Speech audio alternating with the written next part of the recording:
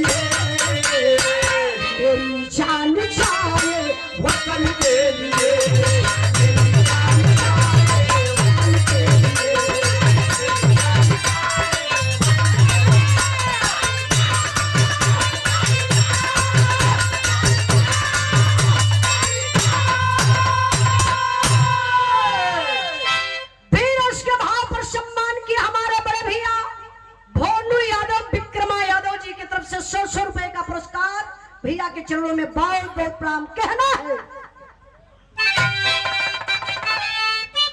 क्या बात है?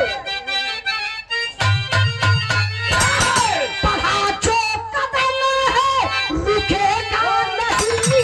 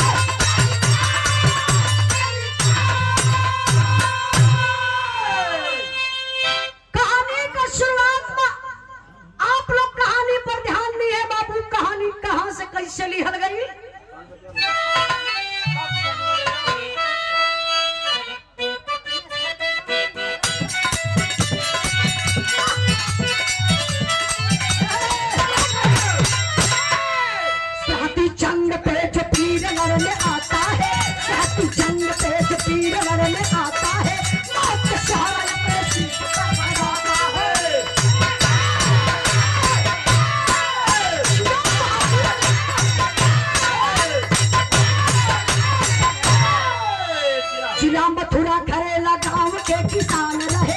जिला मथुरा खरेला गांव के किसान रहे। भगवान देश भक्त इंसान रहे।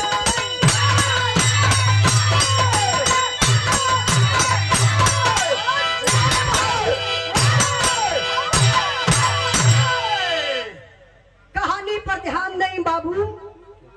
हालो 1200 फरिया था ना भैया। जान तो का होता बेस बना था, बड़ी मेहनत लग जाती है। देखा ना इतने बोला था, थोड़ा टोन बनावा। टोन टोन इको 0 1 के बीच में करा। कहानी पर ध्यान नहीं बाबू। अपने उत्तर प्रदेश जिला मथुरा जहां के रहने वाला एक किसान जिसका नाम बताया गया बाबू भगवान सिंह यादव। भगवान सिंह का इकलौता बेटा जिसका नाम बताया गया हेमराज। हेमराज का चढ़ल जवानी, मन में बड़ा उमंग बा। फौजी जवान बनूंगा, देश की रक्षा करूंगा। ए भैया समनवा खुली भर्ती आई। जब खुली भर्ती निकलल तो भयल का एक लाइन गीत लगल बा।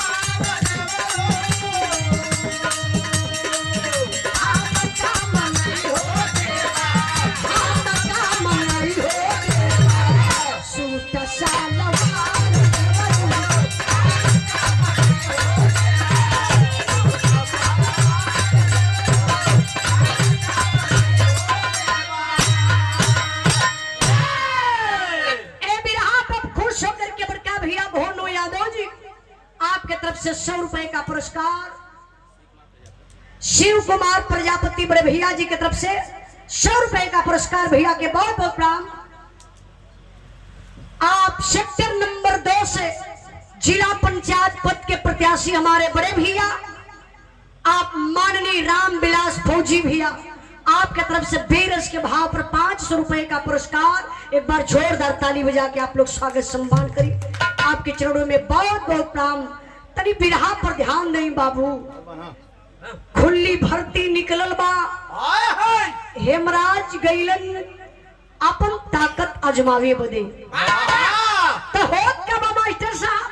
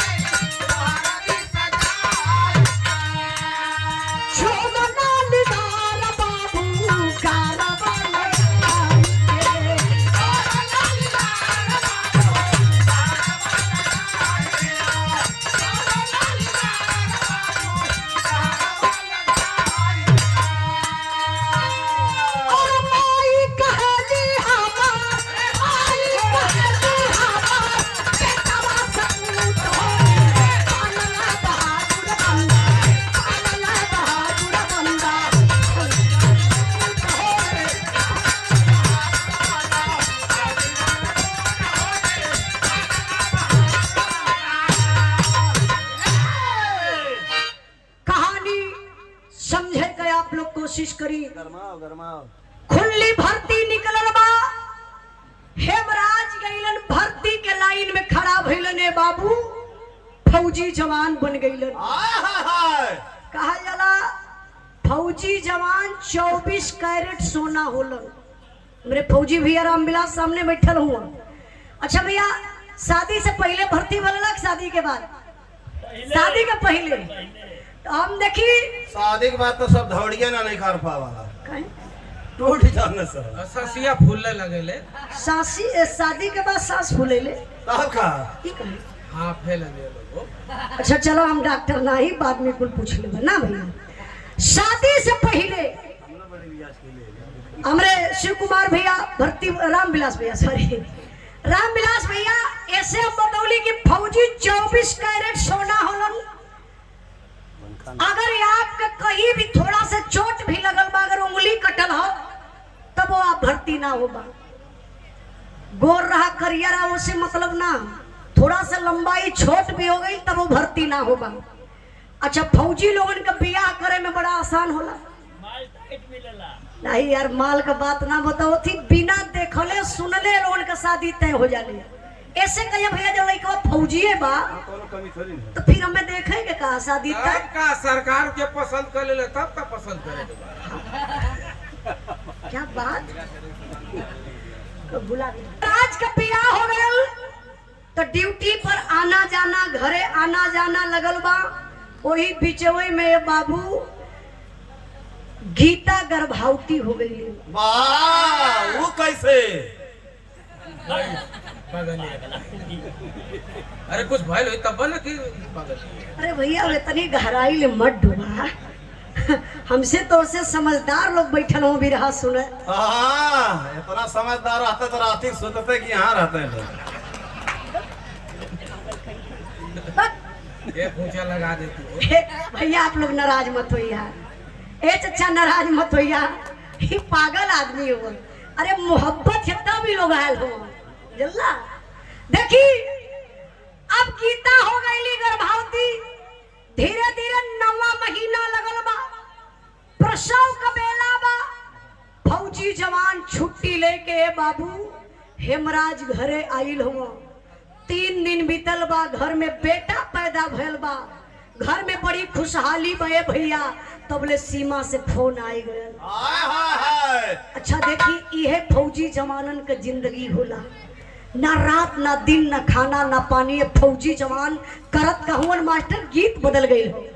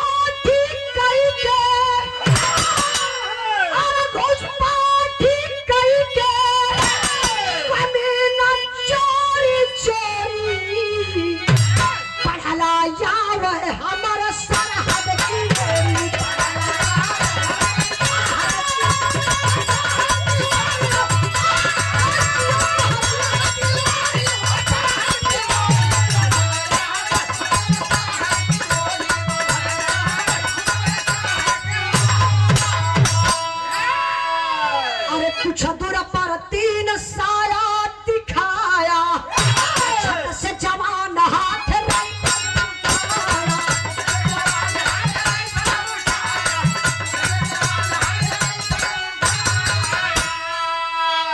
और दुश्मन हटा पीछे, और दुश्मन हटा पीछे, और दुश्मन हटा पीछे।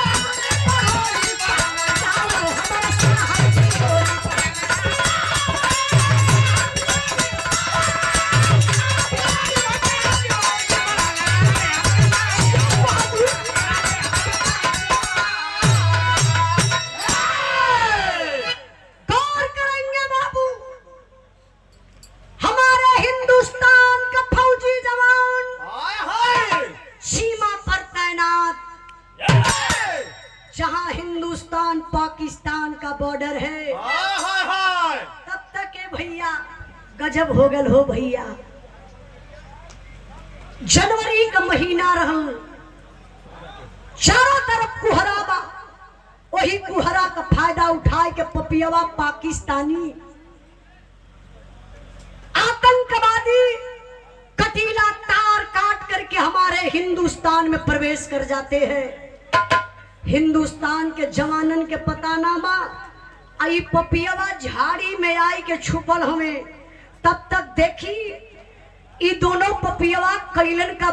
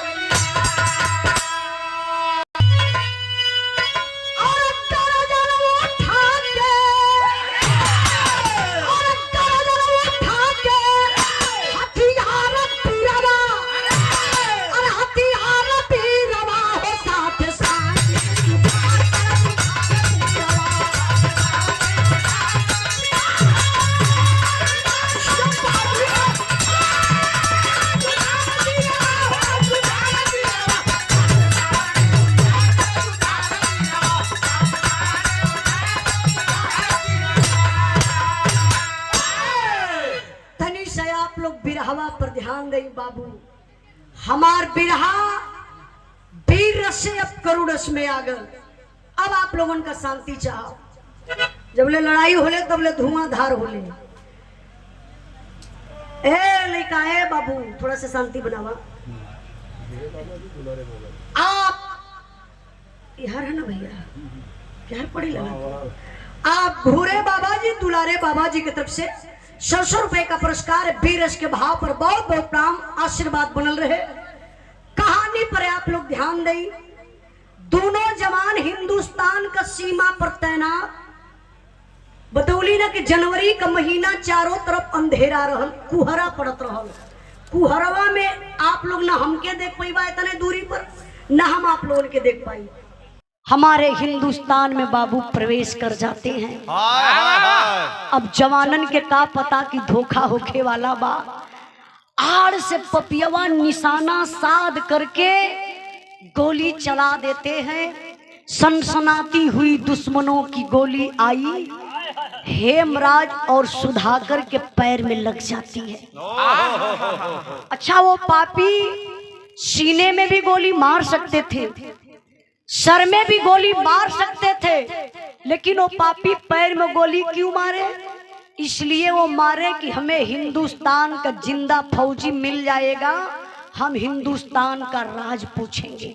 वाह वाह वाह। घायल अवस्था में लेकर के बाबू पपियवा सब हिंदुस्तान का सीमा पार करके अपने पाकिस्तान में चल गई। अब इतना ही नहीं, आमने सामने दो खंभा था। एक खंभे में हेमराज को और दूसरे खंभे में सुधाकर को पपियावा गतर के बांध दिहल। अब एक पापी पाकिस्तानी काला ड्रेस में है, लाल लाल उसकी आंखें हैं, लंबा लंबा बाल, लंबी लंबी दाढ़ी, हाथ में चमचमाती हुई तलवार लेकर आया और हेमराज के सामने खड़ा हो गया। सवाल करने लगा, बता दे हिंदुस्तान का राज और बचा ले अपनी जान को। बारे हिंदुस्तान का फौजी जवान, हिंदुस्तानी खून उबल गया। पैर में गोली लगी है लेकिन गरज कर जवान जवाब दिया, अरे तगड़े की औलाद, हम उस देश के वासी हैं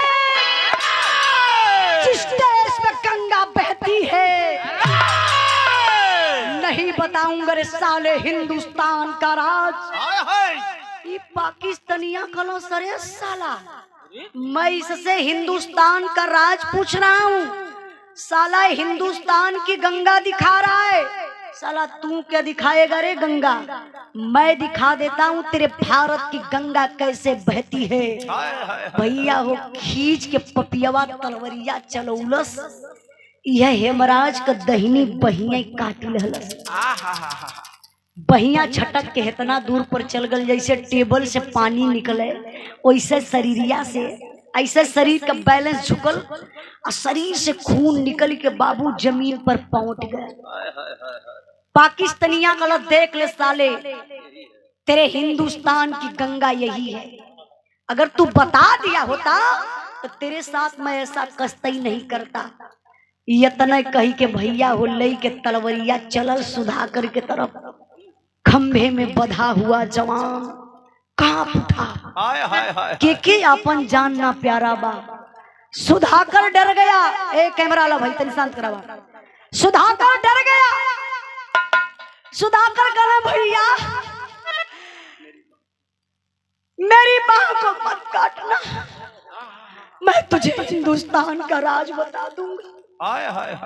आई बतिया हेमराज सुनत रहलन। जरा सोचिए आप लोग, हिम्मत क्या है एक फौजी जवान के पास, हिम्मत कितना होती है बाबू। पैर में गोली लगी है, बाह कटी हुई है, गरज कर जवान वहीं से आवाज दिया सुधाकर को, ना ना रे भाई सुधाकर ना, तुझे झंडे तिरंगे की कसम, तुझे तेरी वर्दी की कसम, तुझे भारत मां की कसम, एक भी हिंदुस्तान का राज मत बताना रे भाई। अरे पगला, जान तो के लिए जाएगी ना, हिंदुस्तान और हिंदुस्तान के लोग तो सुरक्षित रहेंगे। अपनी जान के लिए तो हिंदुस्तान को खतरे में डालेगा।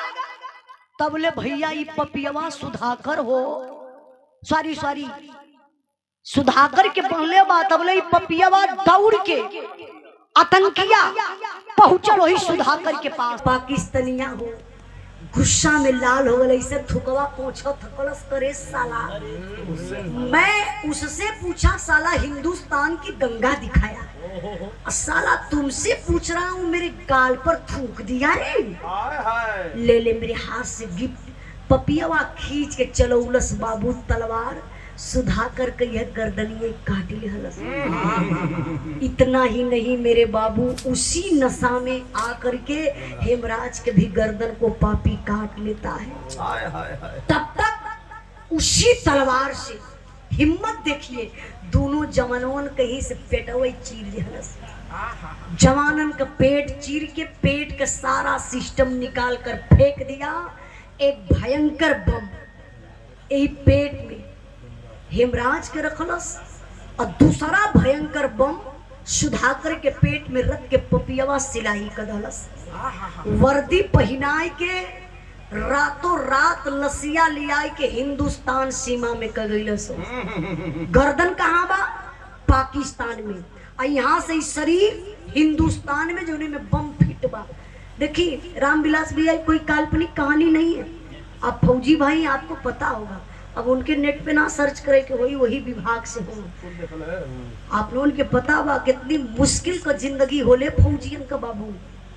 टाइम से खाना नहीं मिलता है, टाइम से पानी नहीं मिलता है। अगर आप आवाज उठा देंगे तो आप नौकरी से निकाले जाएंगे। कितनी बड़ी समस्या होती है हमारे देश के जवानों के साथ, कौन सुनेगा? लेकिन विचार करिए, कई दिन बीत गया, कई दिन बीत गया, पता नहीं चल रहा 2 जवान कहाँ गए, सीमा से गायब हो गए। कई दिनों के बाद जब कुछ फौजी जवान सीमा की तरफ जाते हैं बाबू, उस झाड़ी में दोनों जवानों का पैर देख लेते हैं और अवाक हो जाते हैं, अरे भाई 2 जवान यहाँ लेटे हुए हैं। अब थोड़ा से करीब में जाते हैं तो दोनों जवानों का पेट काफी ऊंचाई ले सूजा हुआ है, सर कटा हुआ है, बाह कटी हुई है। जवानों को शक हुआ, अच्छा वो पापी बम इसलिए रखे थे कि हिंदुस्तान के जवान जब जाएंगे इस लाश के साथ छेड़छाड़ करेंगे तो विस्फोट हो जाएगा, और जब विस्फोट हो जाएगा तो आसपास जितने हिंदुस्तान के जवान रहेंगे मारे जाएंगे। अरे फौजी जवान जब जाते हैं काफी ऊंचाई ले सूजा हुआ पेट देखते हैं, कदम पीछे हटा लेते हैं। चेकअप करने वाली मशीन आती है बाबू, तो पता चलता है कि दोनों जवानन के पेट में भयंकर बम बा। उस बम को सुरक्षित निकाला गया। अब यहाँ देखल जाए, दोनों जवानन का लाश ले जाए के फौजी जवान कैंप में गमी मनावत हो। यहाँ का बात आप लोग छोड़ी, तनी सा दिमकवा आप लोग ले के चला। हेमराज का दुल्हन मथुरा में स्नान कई के बाबू हो श्रृंगार करे बैठल ही, तबले वो दुनिया का मालिक के असगुन दिखा दलन। अच्छा असगुन का दिखावत हुआ बिरहा में भाव बा मास्टर साहब। अच्छा, आप रमेश यादव जेसीबी मालिक, आप वार्ड नंबर 2 से जिला पंचायत पद के प्रत्याशी बड़े भैया जी की तरफ से 1000 रुपए का पुरस्कार। एक बार जोरदार ताली बजा के आप लोग स्वागत सम्मान करी। बहुत बहुत भैया के प्रणाम, सब भाई लोगों के नमस्ते प्रणाम। तनी आई बाबू बिरहा पर ध्यान दे, कहना बा क्या?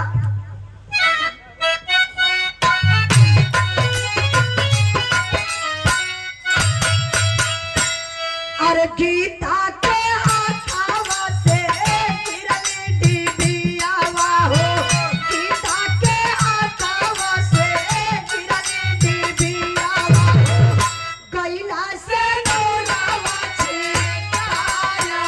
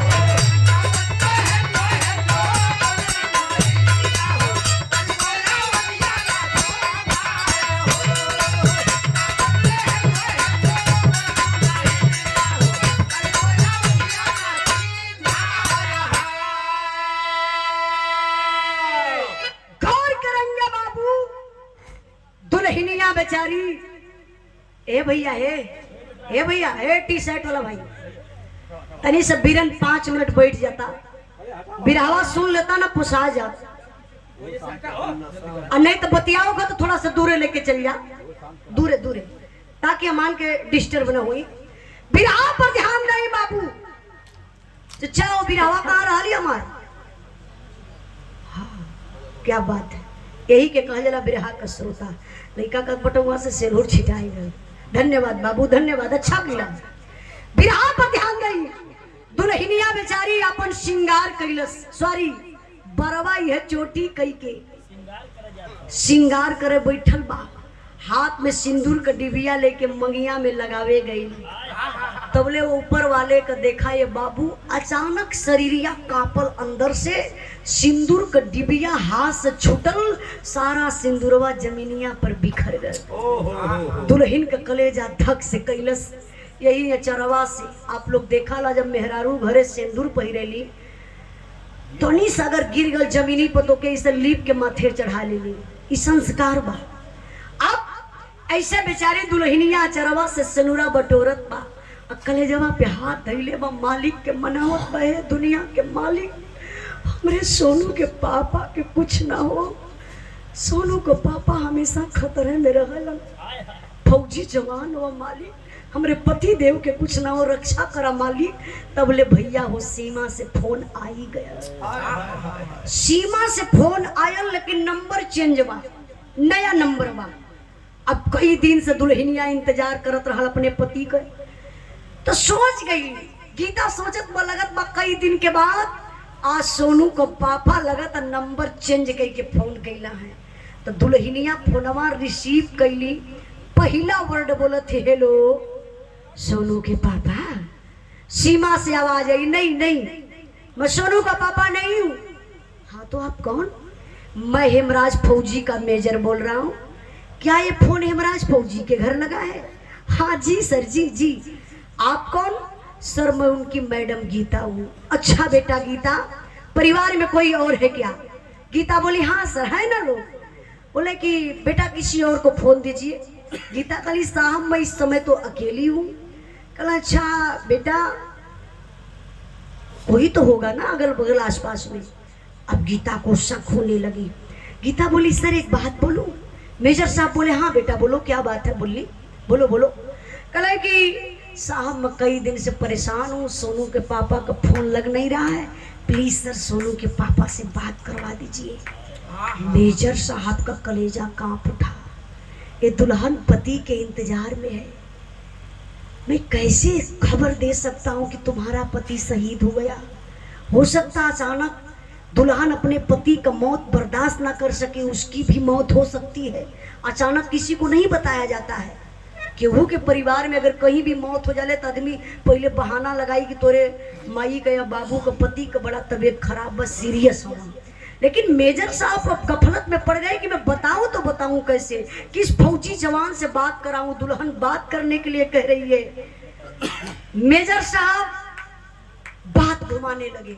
कोई फनवे पर बाबू हो बतिया घुमाए के मेजर साहब अब गीता से बतावत हो। कैसे का बतौलन?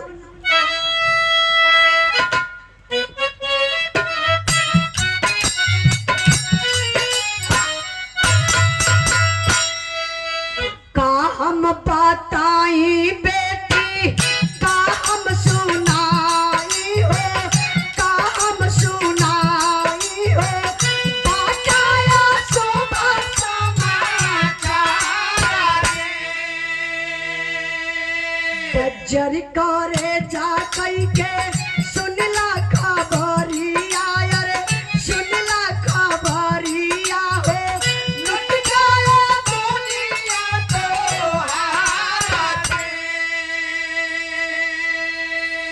हथवा से फनवा छुट के गिरला जमीनिया पर, गिरला जमीनिया पर, गीता रोवैया सोगार। ए बाबू, मेजर साहब फोन पर बताने लगे कि गीता बेटा तुम अपने दिल को मना लो। दुल्हन गुस्सा में आ गई। अरे साहब क्या कर रहे हैं? दिल को मनाने के लिए?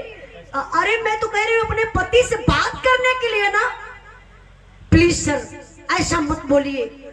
मेजर साहब बोले बेटा मैं क्या बताऊं, आपका पति इस दुनिया में नहीं रहा, हेमराज शहीद हो गया। अरे बाप रे बाप, दुल्हनिया कैसे बर्दाश्त करी हो भैया। कटल पेड़ नियन और राय के वही अंगना में गिरल हई। बाबू दुआरे बैठ के ब्रश करत रहलन, अइलन अंगना का दृश्य देखलन। मोबाइल होता ना दूर पर, गीता रोवत बगिर के अंगना में कहलन फोनवा उठा लन पिताजी, हेमराज के पिताजी फोनवा उठाए के डांटे लगल। कहला बेटा अरे हेमराज तू का गीता के कदले देख अंगना में गिर के रोवत हो। सीमा से आवाज आई पिताजी मैं हेमराज नहीं, मैं हेमराज का फौजी, मैं हेमराज का मेजर बोल रहा हूँ। पिताजी आपका बेटा इस दुनिया में नहीं रहा, शहीद हो गया। अरे बाप रे बप्पा, माई बाप के करेजा पर पहाड़ टूट के गिर गए। परिवार का हालात खराब बा, पूरे गांव में खबर हो गई हेमराज शहीद हो गया। दुआरे पर लोग अवे लगलन दुआर करे बदे। बाबू यहाँ का बतिया छोड़ी, अब तनी सा आप लोग दिमकवा लेके फिर वहाँ चली जहाँ दोनों जवानन का लसिया कैंप में रखल बा। वहाँ का होत बा मास्टर साहब अल्लाह का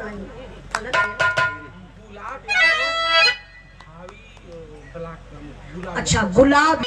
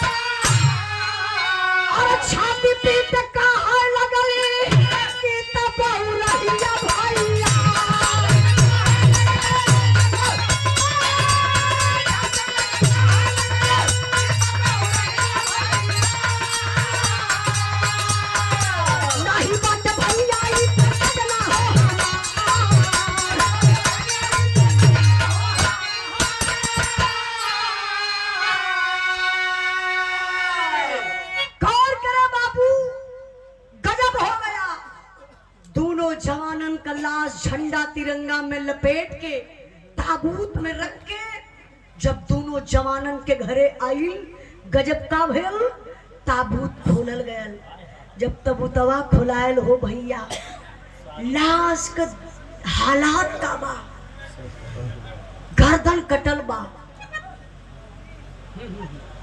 पूरे महफिल के एकदम हिड़ी न तीन जने ना, वो अकेला हिड़त हो, हर हिड़ना है। अब वो हर चले गए पूरी महफिलिया हिड़ी रहना है। ऐसे का ना मछलिया होली पूरे तलबुआ में हिड़े। चच्चा बिरहा कहाँ बुला गिला का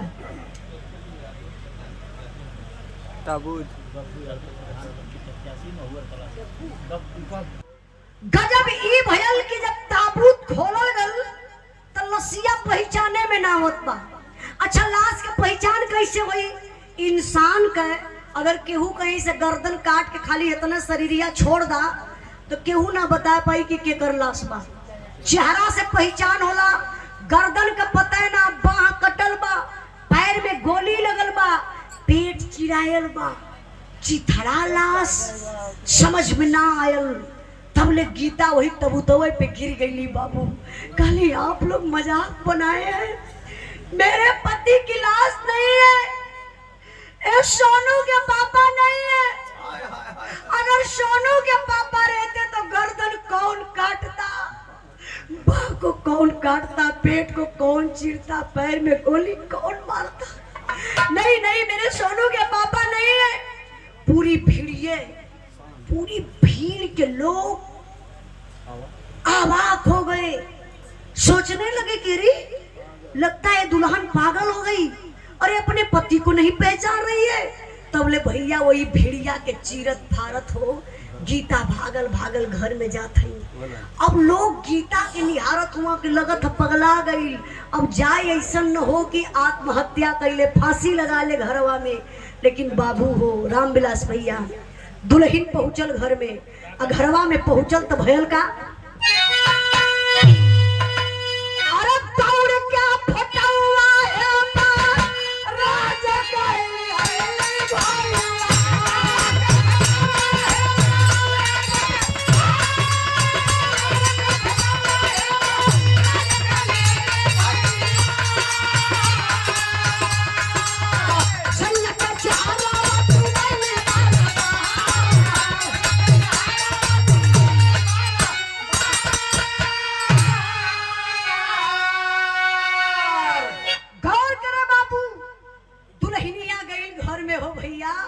वही अपने बेडरूमवा में देवलिया पर भौजी सैया के हेमराज का फोटो लगौले रहली।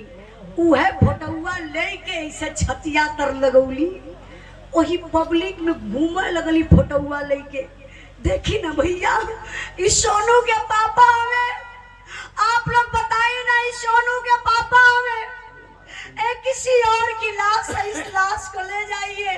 अभी मुझे विश्वास है मेरे मांग का सिंदूर अभी धरती पर जिंदा है, किसी और के मांग का सिंदूर उजड़ गया। ये भैया तब तक पिताजी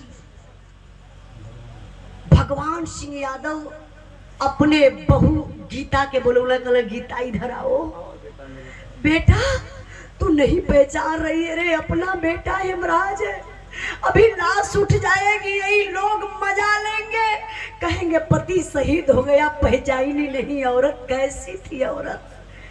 गीता के पास में बुलाए के बैठा ललन, ये पैर का कफन पिताजी हटौले हो बाबू, एक पैर में बचपन का चोट लगल रहल।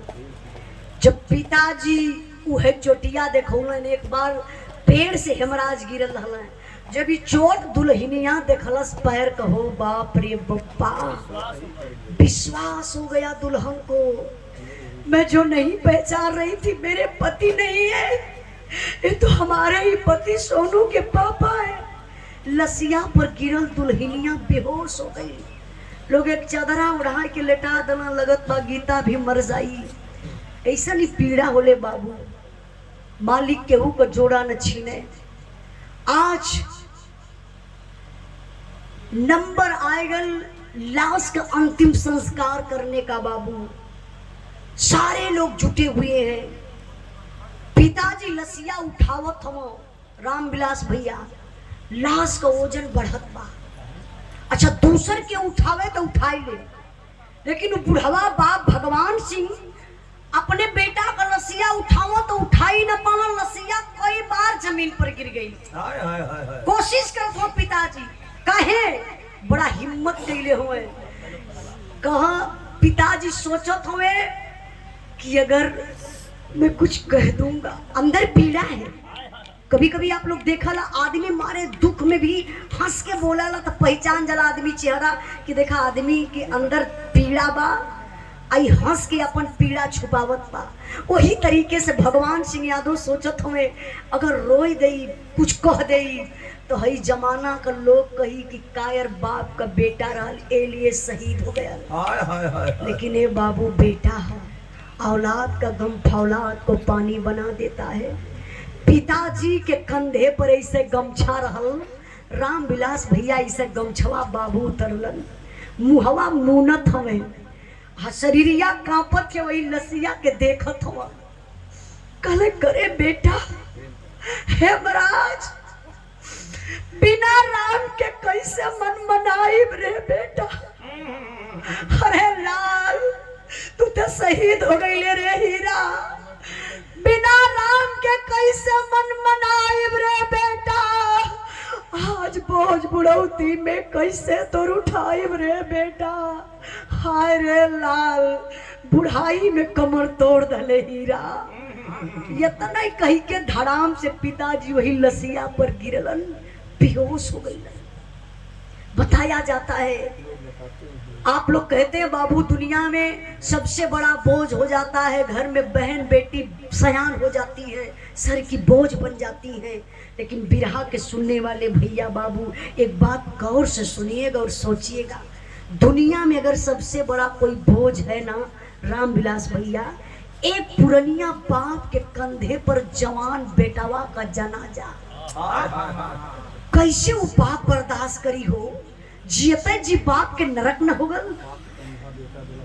कहा जरा बाप के कंधा बेटा देई तो बाप के स्वर्ग हो जाई, और जब बेटावा के कंधा बाप देई तो नरक न होगल हो। दुनिया का रीत रिवाज हो कि बाप बुढ़ा के मरी बेटवा कंधा देई तो लोग कहला बाप के स्वर्ग हो जाई। लेकिन आज ठीक उल्टा होगल। आप लोग जैसन गांव के सम्मानित व्यक्ति, गांव के प्रधान, प्रशासन के लोग, सेना के जवान ले जाकर के अंतिम संस्कार तो कर देते हैं। अब धीरे धीरे तेरही बीत गई, और जब हेमराज के तेरही बीत गई, जनरल साहब शोक संदेश हृदय से लेकर जनरल साहब आए हैं, दोनों परिवारों को आकर के दिल से धैर्य बधाए हैं। सच्चा सपूत जो देश का था वह वीर हिंद रखवाला था, एक ज्योति हमको दिखा गया वह भारत का रहने वाला था। हम कसम याद की खाते, हम बदला शीघ्र चुकाएंगे, इस देश के वीर सपूतों पर फौजी वर्दी लहराएंगे। जाना था जिसके वह चला गया, मन में ना उनका ख्याल करो, सहयोग फौज का हम देंगे, मन को ना तनिक मलाल करो। जनरल साहब का आत्मा बुढ़वा बाप से अलन दुआर करे बदे कहना, पिताजी जो होना था हो गया, क्या किया जाए। लेकिन मैं पिताजी आपकी कसम खाता हूँ, चिंता मत करिए, जितने सारे गांव के बच्चे हैं सबको निशुल्क भर्ती करवाऊंगा और सीमा पर भेजवाऊंगा। और सुनिए पिताजी, चौराहे पर एक हेमराज की मूर्ति हम लोग बनवाएंगे, जो रोड है वहां एक बड़ा सा हेमराज के नाम से गेट बनवाएंगे, शहीदी रास मिलेगी। आज बुढ़वा बाप का कलेजा कांपत, जेकर बेटा गए होकरा दिल से पूछा हो भैया शहीद सब का दिला भैया फलाने का लइकवा शहीद हो गए, तली शहीदी भी रहा गादा। लेकिन जानत होगा शहीद का मतलब तो बाप बताई हो, जौने बाप के कंधा देवे खातिर अब बेटा ना रह गए। शहीद का मतलब वो बहन बताई, जौने बहन के कलाई में राखी बांधे बदे कलाई न रह गए। शहीद का मतलब वो बेटा बताई, जो उन बेटा बचपनवे में अनाथ हो गया। शहीद का मतलब वो बीबी बताई, जो उन बीबी बेचारी जवानिये में विधवा हो गई। शहीद का मतलब वो माँ बताई, जो उन्हें मतारी का गोद सोनी हो गई। शहीद तो सब कह गई। तो जनरल साहब का बात सुन के बुढ़वा बाप का कलेजा कांपत था, आवाज बड़ी कम निकलत है। रोते रोते पिताजी कहले, का हो साहब, एगो सवाल तो से करत रहिला, हमरे बेटवा का ताकत कमजोर रहल का, हमरे लाल का गर्दन कटायल, बाह काटल गल, पेट चिर के बम रखल गल, पैर में गोली मारल गल, हमार लाल कुछ ना कह पौलस। हे साहब हमके अर्थी भरती रुपया पैसा हई चौराहे का मूर्ति कुछ होना चाहिए। हई लाल लोग चल जाइए निःशुल्क भर्ती हो के सीमा पर शहीद हो जाइए, सबकर गर्दनिया कटाए जाई, सरकार का जाई, सरकार दूसरे के के भर्ती फिर कह दई। बुढ़ाई तो माई बाप का बिगड़ी ना, हमार लाल एक लौता रहो, हमरे घर का चिराग बुझाएगा, अर्थी भर्ती रुपया पैसा मूर्ति कुछ न चाहिए साहब। अगर कुछ देवे के बाद तो एक चीज चाहिए, आदेश हो तो हम मांग लेंगे। अब जनरल साहब बड़े शोक में पड़ गए, बड़े चिंता में पड़ गए। कल आज का जमाना दुनिया पैसे के पीछे भाग रही है, ये बुढ़ा पिता है, बुढ़ाई का सहारा खत्म हो गया। अरे इस पिता को पैसा नहीं चाहिए तो फिर चाहिए क्या? अब जनरल साहब सवाल कर देते, हाँ पिताजी आप बोलिए, आपकी मांग हम लोग पूरी करेंगे, आपको चाहिए क्या? बिरहा के सुनने वाले भैया बाबू, ये लाइन के आप लोग याद करिया, सोचिया। आज वो बुढ़ावा बाप का मांग बा, का मांग बा मास्टर साहब?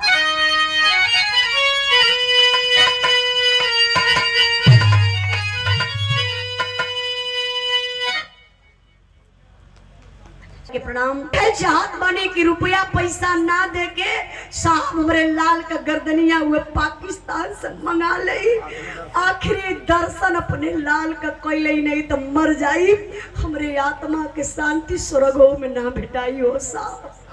चले गए जनरल साहब, आज तक दोनों गर्दन का पता नहीं चला। देखिए कोई राजनीतिक मंच नहीं है कि मैं राजनीति की बात करूं। रामविलास भैया, मीडिया के लोग पहुंचे थे हेमराज के घर पर, माँ एक फोटो लेकर के रोती बिलखती सामने आई। मीडिया वाले सवाल किए, माँ सरकारी सुविधा कुछ मिल रही है? हेमराज की माँ रोते हुए बोली, जो भाई सोशल मीडिया पर एक्टिव रहते हैं उनको पता होगा। माँ रोती है, ये साहब हमार लाल जैठे ईटा जोड़ के गए तो परल बा, वहीं तक हमारे घर में वो शौचालय ना बनल। फौजी जवान का ये दिन है। जरा सोचिए आप लोग, जो देश के लिए शहीद हो जाता है, जो हमारी रक्षा में आपकी रक्षा में शहीद हो जाता है, उसके घर भी एक शौचालय नहीं बना। अगर कोई खिलाड़ी होता, मार देता छक्का, मार देता चौका, तो शायद लोग करोड़ों करोड़ों उसको इनाम दे देते। मैं तो ये चाहती हूँ बाबू के नियम बदलना चाहिए, देश के फौजियों का सम्मान होना चाहिए। अब ये बिरहा में गाई हूँ, मुनीश फौजी, मुनीश यादव फौजी जो इटावा का रहने वाला था, शहीद। अब तो शहीदों के मूर्ति पर बुलडोजर चलने लगा। कहाँ का न्याय है भाई? कहाँ संविधान में लिखा है? फौजी जवान हमारे रक्षा में, देश के रक्षा में, पूरी जमीन की रक्षा में, हिंदुस्तान की रक्षा में अपनी जान गंवा देता, उसको थोड़ा सा जमीन उसके मूर्ति के लिए नहीं मिलेगी? बुलडोजर चलेगा? कहाँ का नियम है? कैसे न्याय मिलेगा? लेकिन मैं आप लोगों से कहना चाहती हूँ बाबू, कोई पीएम सीएम एमपी एमएलए का बेटा फौज में भर्ती नहीं होता है। जब भी फौज में भर्ती होता है तो हमारे गरीब का बेटा, मजदूर का बेटा, किसान का बेटा, जो आप लोगों का बेटा मेहनत करके परिश्रम करके सीमा पे जा करके अपनी गर्दन को कटा देते हैं। और नेता का बेटा, नेता का बेटा वो नेता बन जाई, आईएएस बन जाई, पीसीएस बन जाई, डॉक्टर बन जाई, ओकरे पास पैसा है, देश में ना विदेश में पढ़ाई ली। गरीब का बेटा मेहनतों करी, और जब भर्ती का नंबर आई या तो पेपर लीक हो जाई, अगर पेपर ना लीक होई तो घुस जाई। बता आप लोग कहाँ से घुस देबा? गरीब बेचारा दाल रोटी में परेशान, घुस कहाँ से देई? तो बिरहा के सुनने वाले भैया बाबू, आप लोग अपने तरीके से समझते रहिए। समझदारों के लिए इशारा काफी है, क्योंकि राजनीतिक मंच नहीं है कि मैं राजनीति की बात करूं। ये सम्मान के बिरहा के भाव पर रिंकू यादव मोलनापुर के धरती से बहुत बहुत भैया के प्रणाम। बिरहा का आखिरी भाव मास्टर साहब उठाला।